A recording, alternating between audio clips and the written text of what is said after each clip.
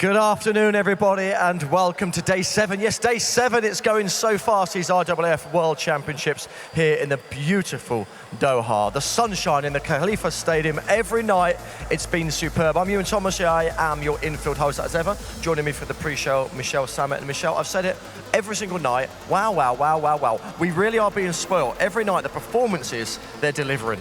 I mean, there isn't much to add. Wow, wow, wow, wow, wow. You could add an extra wow, you could do one more wow. Wow? Yeah. Absolutely incredible performances. Yesterday, of course, the multi-events festival started. We had decathlon and heptathlon, and what a show that was. Certainly was, and overnight the points are very close for both the male and female athletes. It all comes down to this second day, and if you missed the first day, don't worry, because we can show you the highlights right now. Well, Lyndon Victor's got a great start, and he's put Damien Warner under a little bit of pressure. Mayer going well on this side, and now the big, tall, loping figure of Pierce Lepage coming through. Warner takes it, 10.36. Brilliant time at 10.36 in the 100. What can he do here? Well, he's so deliberate on his run. We saw him execute great speed. 7.79 for the second event in a row. He's over 1,000 points. Kevin Mayer. 17.08 this season, Dan, at his best. And there's the emotion, there's the excitement. Now this is 2:17 for Weibo. Oh, and that's another good one. Yeah, Damien Warner possibly not finding what we expected him to find as he grits his teeth. Lepage, the other Canadian, is finding something and might have just picked Casimir very close on the line. Kevin Mayer comes in last of the finishers. Sporting drama over 7 events. Oh, Johnson Thompson's face there was a picture of concentration. Kunz has gone out well, and that's put the two favourites under a little bit of pressure. The American performing really well, and now Katarina Johnson-Thompson coming through. Good run by Johnson-Thompson. Oh, yes! Diem tries to answer, and she's over. There's a good-looking throw, well over the 14-meter line. That's a better throw, absolutely, out towards the 14-meter mark. Keep an eye on this clock. 23:09, she ran a really solid race. So the multi-events, as ever, really are delivering, and nice for us. We've got a superstar multi-event guest later on. I won't say who it is, it's going to be a surprise. But during these championships, I've been really lucky. I've been able to go to the medal ceremony, to the green room, to see the athletes nice and relaxed just before they're going to go onto that beautiful podium and get their medals. But they're not the only people I've been bumping into. I bumped into our Lord, yes, Lord Sebastian Coe, our big boss, and I had a chat with him. And Seb, you know yourself from being an athlete, this part of the journey is brilliant. The drama is over, you've done your best, you're about to get your medal. It's a nice place to be around here. It's a lovely place to be, but you also got to be respectful, because sometimes you're giving out medals to athletes who are really disappointed, and I'm still not quite come to terms with the fact that, you know, the 10 years of hard slog didn't come off. But there's a humanity on the warm-up track, but there's also a humanity here where everybody recognizes actually it may not have come off, but I'm on the podium and I'm going home with something that you can show to your coaches and your friends and your family and those support networks that, as you know as an athlete, are always behind you. And the medal is more of a relief for you because you feel you haven't let them down than it is a personal thing. It's one of those great moments, and you can see so many different emotions here. The guys that have won, those that think they probably should have won, it didn't quite work. But it's a lovely suffusion, and everybody is supporting each other. Yeah, and being out on that rostrum now, I mean, it looks absolutely spectacular, the whole design of it. I think it's stunning. I mean, for somebody giving a medal, it's actually a great experience to be there. Look, I don't want to say everything we've done before hasn't worked, but I don't think we can ever go back on some of the innovation we've seen here. I hope it really becomes a part of the sport, part of the fixture and fittings. And you know yourself, maybe a few years ago, but when you stand up there and you hear the national anthem, that's something that stays with you forever. Standing there in your national vest, tracksuit, and knowing that people at home are, just eulogistic about a team performance there is nothing better in our sport. But well done to you and the team. I think it's been a brilliant success. And we love your work too. Thank you. So it's always good to hear from the legends of the sport. And speaking of legends, I've got one here with me. Dan O'Brien is here in a slightly different capacity for us. But before we talk to you about everything that you've accomplished on the track with your 3 world titles, Olympic gold, let's take a look at some of the highlights of your career.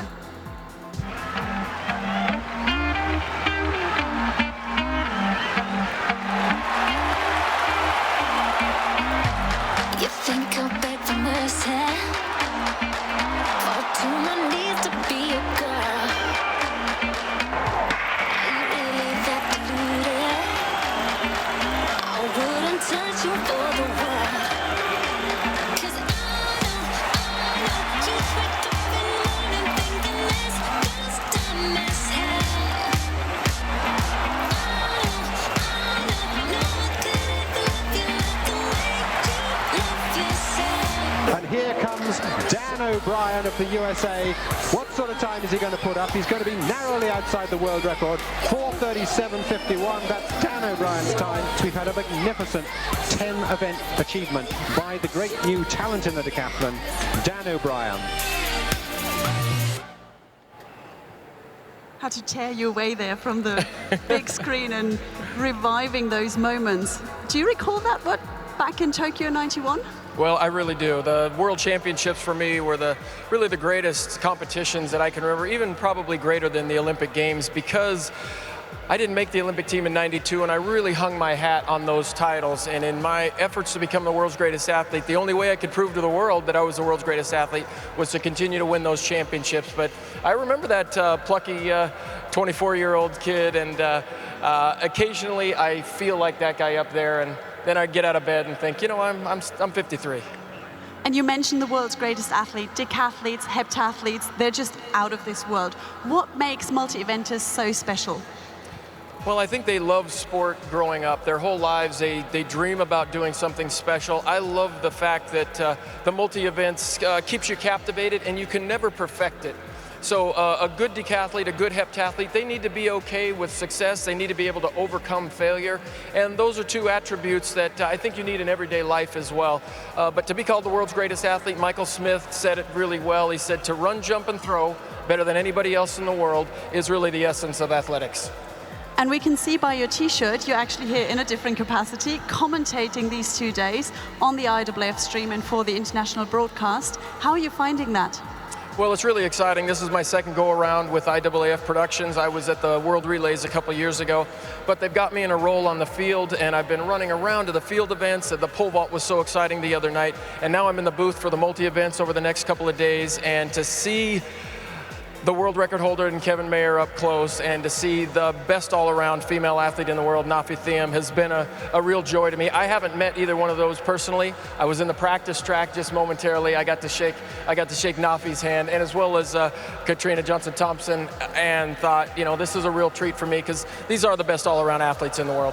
And you mentioned you haven't met them before. If you compare your career and the athletes that you were competing against to this new breed, and there are a lot of them still super young, is there any differences? What's changed? Well, I think the difference is if we all put the uniforms on today, Kevin Mayer would take me up a level and I would beat him. No, I don't know. These guys are, I think what happens now is athletes are getting identified at a younger age, and they're able to be more accomplished. I wasn't accomplished in the decathlon until I was 24, 25, 26 years old, and now athletes are coming out of high school and college. They know that they want to be decathletes, and we're seeing much better scores. Like Nicholas Kahl from Germany, you know, he's very young and he's scoring extremely high. He's somebody to look out for on day 2. And you mentioned day 2, so speaking of day 2, I believe Ewan is up with Kat and Jeff, and they'll be talking us through what tonight's session has in store. Awesome. In terms of the action so far, it's been brilliant. Let's look forward to tonight. What's good for you? Well, tonight is mostly around the unfolding story with the men's decathlon. Day 2 to a conclusion. If you stay with us right to the end, we've got the fantastic projection mapping and laser show for the last 3 events, which include the 2 final events in the decathlon and heptathlon. In the case of the decathlon, and Dan's been talking about it, it's not nailed on for Kevin Mayer. He's brilliant over the second day, but he'll probably need to be brilliant coming off 3rd overnight. So it will be tense. One mistake. Yeah, make what I the love difference. about the multi-eventers, I mean, especially with the guys last night at the end of the 400, it was very late at night, of course, and they were spent. They were on the floor, laid out, and the 400s we know is tough anyway, let alone having done events beforehand and know you've got a second day. How on earth do they recover in time? Well, whoever recovers best is going to take the medals, aren't they, essentially, because it's concentration, it's coordination, it's strength, and then right at the end you bung in that midnight 1500. You'd love it, wouldn't you? You'd love 3 3/4 laps at midnight to earn your gold medal. So it will be epic and it will be tense. The other athletes we're going to be seeing include the first round heats for the men's 1500.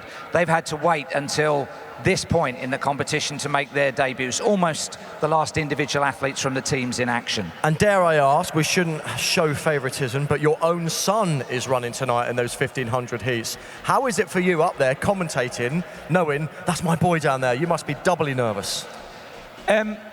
A little bit, I guess, yeah. I mean, this is an event where he went out at semi-final stage in London 2017, but I'm there for all the competitors, not just for Jake. So, and I know that if I'm in any way non-partial or impartial, that I won't get the 1500 again, and I love the 1500, so I'm looking forward to it. And Kath, your children are a little bit too young to be competing at this level quite yet, so you're all right. But who are you looking forward to talking about tonight? Oh gosh, again, there's so many, but the women's heptathlon coming off the back of Jeffrey talking about the men's decathlon. It's going to go right to the wire. Katarina Johnson-Thompson had the 4th best first day in history yesterday with some wonderful lifetime performances. Nafi Thiam, of course, is the defending champion, the Olympic champion. It will go down to the wire in that women's heptathlon. Also in the field, we've got the women's shot put final as well. So 3 medals up for grabs there. Super representation from across the world. And then on the track later, we've got a few times tonight, we've got the projection mapping in the 3 events on the track, and the women's 400 meters finals coming up tonight. And I'm looking forward to calling it. I was in the World Championship final 20 years ago. In black and white? In 1999 in Seville. So it's going to be really quite special for me to call that one. And Shawnee Miller-Weibo is in super form, so let's see how fast she can run. Yeah, well, Jeff may joke that it was 20 years ago. If he had made a World Championships final, that would have been 70 years ago. Let's have a look at the schedule if we can, and we can pick out the best of action there for you both. So, Jeff, looking at that timetable, what's grabbing your attention there? Well, it's decathlon at the beginning, decathlon in the middle, decathlon at the end. 5 events in the space of 1 session, and they're used to doing it across 2 sessions. This is a stretched out afternoon, evening session. They've got to judge their pace, their opening heights, and the distribution of effort, especially those who are around the bronze, 4th, 5th. You know, nobody wants to go home in 4th place, so I suspect that will be a little bit tight. And Kath, what I love about the multi-events is the camaraderie between them. You often see it for the men after the 1500 and then the women after the 800. They all take a lap of honour together, win, lose or draw, because I think they just have that utmost respect for one another, knowing what they've been through. Oh, 100%. It's the level of respect between all the competitors, and it's hardcore. You've got 10 events over 2 days. You've got 7 events over 2 days for the women. The camaraderie and the level of respect is really high. We are seeing it in a lot of other events now. The men's pole vault, the women's pole vault's the same. It's developing where, you know what, I'm coming out here to win, but if I don't win and lose to you, fair play. And I like that. And the multi-eventers are well, they're crazy because they're so hardcore that we love seeing them and understand totally that you have to get on in that environment, right? You've got to be of a certain way to take on those events in just a couple of days. There is an IAAF Sportsmanship Award given out at these championships, and actually, when you think right back to the guy that helped the other athlete round the last lap of the 5,000 metres, the athletes that lent their pole when the pole snapped, there's been lots of acts of in the right spirit of our sport, and that would be quite a tough one to call. It's quite a prestigious award. I think that's something that sometimes is overlooked in sport, because athletics obviously is an individual sport unless it's a relay, but people really do look out for each other, and you see that with most field events. They sort of say, bring your run up back a little bit or go forward a bit. They want to see everyone do their best. And you'll see it on the streets, in the marathon, in the race walks. They'll share sponges, they'll share drinks, they'll help out those that perhaps missed out on those. You saw the 2 Kenyan steeplechasers chatting together as they came down the finish, just reassuring each other that they were fine for qualification. Often in our sport, it's the individual against the height, distance or event, and that's the essence of it, really. Well, as ever, this is your time for your competition. See if you can get yourself up those steps, Jeff. And how long have I got? You've got a good 45 minutes. You should make it. Should be all right. Brilliant speaking to you both, as ever. We'll speak to you tomorrow, but for now, back to Michelle. Now, as you can see, I've made myself a little comfortable here. We're on day 7, so a lot's been going on. And as we've also seen over the last few days, is that the green room behind the medal ceremony is a fantastic place to catch up with athletes. So yesterday, Ewan went out to catch up with Donovan Brazier, who won the men's 800-meter title. He became the first American to win a World Championship 800-meter title, broke the American record, and let's see what he had to say. Donovan, so the first man in history to win an 800-meter gold at a World Championships for the United States. You're smiling still. How does it feel? I still don't think it's hit me 100% yet. You know, I went into this meet being one of the favorites to come in, and then once Nigel dropped out, I knew I was the heavy favorite, so I just kind of had to handle that pressure as best as I can and just try to get through the rounds and make it to the final. How does that pressure weigh heavy on your shoulders, like you said, when you are the favorite on paper? Is that a nice thing? Everyone's talking about you, you're the man to beat, or do you think, whoa, don't put too much on me yet? Yeah, it's definitely, it goes both ways. You know, I like having a target on my back. I like knowing that other people are, you know, supporting me and stuff like that. You know, I always say I run for the people that say I can and not the ones that say I can't. So to see that all that people that believed in me and supported me, I think did nothing but help. And what about family and friends back home? I'm assuming you're getting loads of text messages and everyone's really happy for you. Yeah, no, I get boatloads of messages from back home. I had family fortunate enough to come out and watch me for this race, but yeah, I haven't even been able to go through all of them so far, so I apologize for that, but I'll get my way through. And in terms of how you feel right now, I mean, this is what I call the cool room, because whoever's in this room is here because they deserve it. They're about to get a medal and you're getting the big G. You're about to go out there, hear the national anthem. How proud are you and how do you feel right now? I'm just very proud. You know, I took the same walk over here as I had to take the first 3 rounds going out to the track, so just kind of all that nervousness and anxiety I've been feeling each day, you know, I was able to walk through today and just know that it was all worth it, and to finally come out with a medal and bring one home to America just means the world to me. And what happens now? You go home, I'm assuming you relax for a while, a bit of time off from training? Yeah, I'll go back home to Texas, I'll just train and relax and just enjoy my break.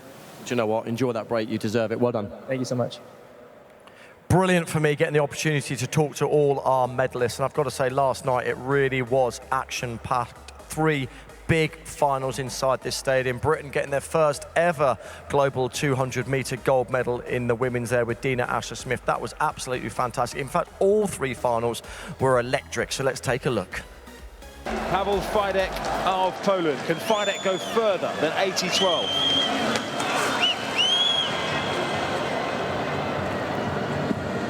Oh, I think he can. Paweł Fidek of Poland is the world champion for the 4th time in a row.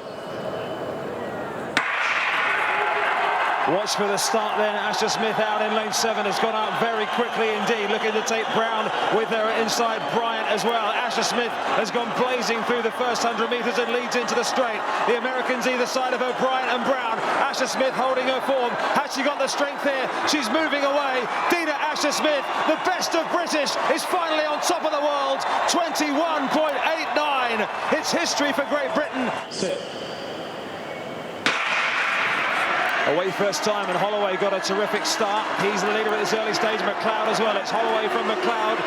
Shabenkov on the near side as well. Still just Grant Holloway. McLeod trying to get back. McLeod's gone. Grant Holloway comes through to take it. Shabenkov the silver. Martino Lagarde the bronze. 13.11. Omar McLeod's race went wrong, but boy did Grant Holloway's go right. He sets off around the Khalifa Stadium. Grant Holloway for the USA. Clearly, the IAAF have a huge amount of talent here, people working behind the scenes. I actually visited a fantastic school today. I know the IAAF have sent quite a few ex-athletes into schools to get them motivated and tell the kids all about the sport that's going on. But I've got to say, every time you see one of these pre-shows or when I'm in the stadium for the main show, there is a huge team behind the scenes. We've got Molly, the Wally, in my ear there telling me what to do. We've got floor managers absolutely everywhere, 2 of which are with me this evening. We've got Niels there and we've got Megan. Now, you're often, I've written this down, I want to say it right, you're often in shot but never in focus, and I think that's true with the floor managers because you do a massive role but you're behind the scenes. Do you enjoy it?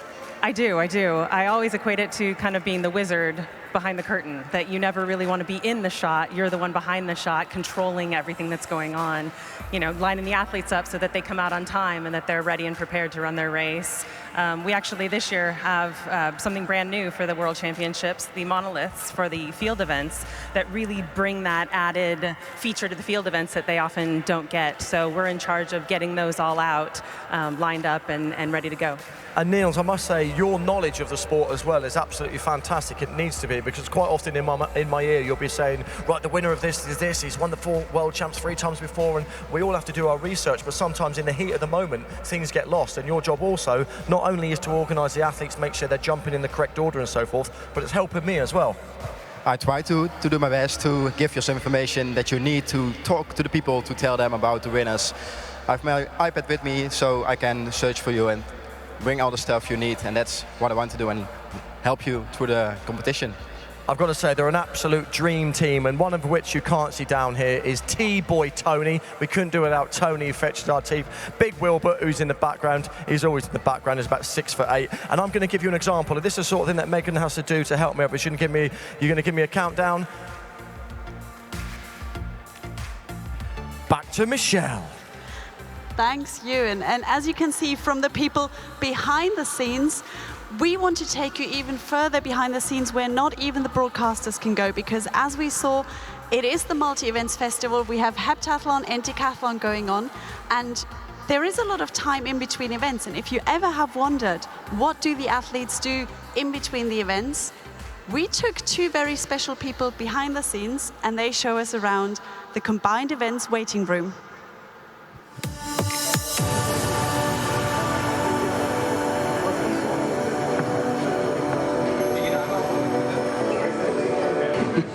This is where heptathletes and decathletes live for 2 days. Yeah. It is the combined events room. Yeah, this is where in between events, decathletes and heptathletes come to either get physio, eat some food. There's beds everywhere, as you can see. Maybe take a little snooze, and spend a lot of time with each other and like getting to know each other as more than athletes and as friends.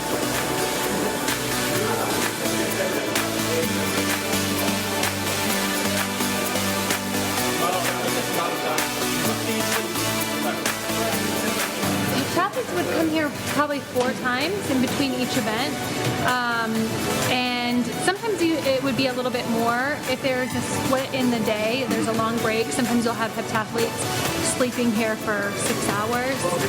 Decathletes are a little bit longer. Yeah.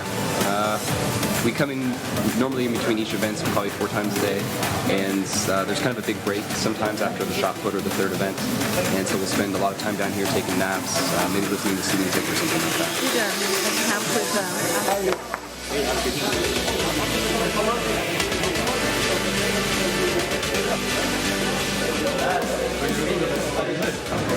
I think it's recovery, nutrition, hydration. Recovery piece is obviously, you know, the massage, physio, if you need taping, icing.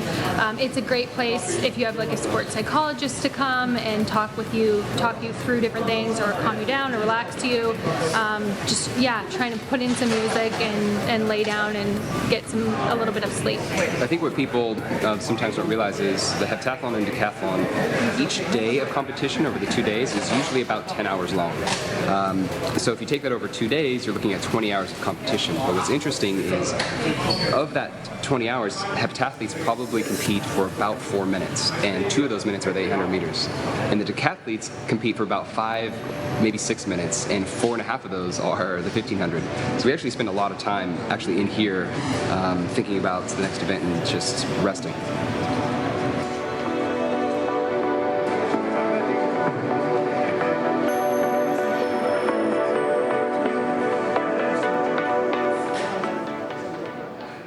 So from behind the scenes in the combined events waiting room, back here, and we, as always, have put our highlights from social media together for you in our 60 seconds of social.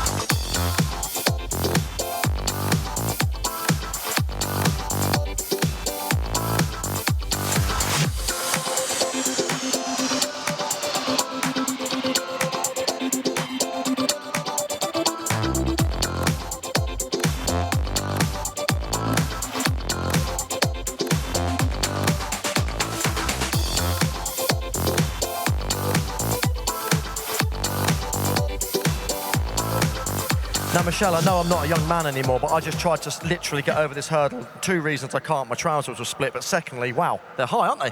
It's ridiculously high. They've just put them out now because the decathletes are all ready to go out for day 2, and of course they start with the high hurdles. Let's hope they've recovered. I know someone who is going to recover because she's going to go up and live it large in the VIP sipping tea.